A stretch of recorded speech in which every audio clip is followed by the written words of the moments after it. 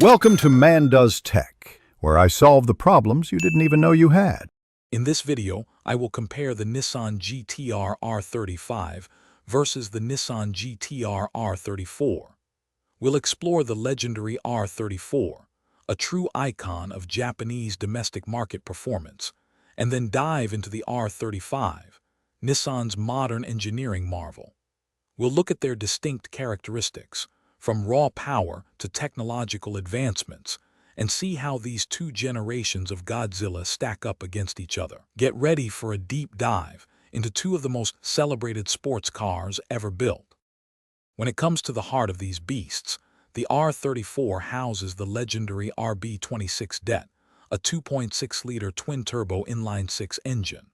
While officially rated at around 280 horsepower, many believe its true output was higher. The R35, on the other hand, introduced the VR38 a 3.8-liter twin-turbo V6.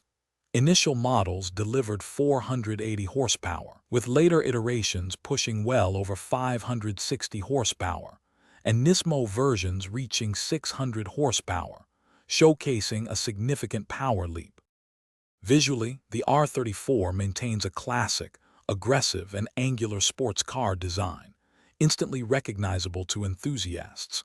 Its interior, while driver-focused, included a pioneering multifunction display providing real-time vehicle data. The R35 evolved with a more contemporary, aerodynamic, and angular aesthetic, featuring Nissan's V-Motion grille and 20-inch wheels. Technologically, the R35 is a leap forward, integrating advanced electronics, a sophisticated all-wheel drive system, and a dual-clutch transmission for rapid shifts. The driving experience is where these two truly diverge.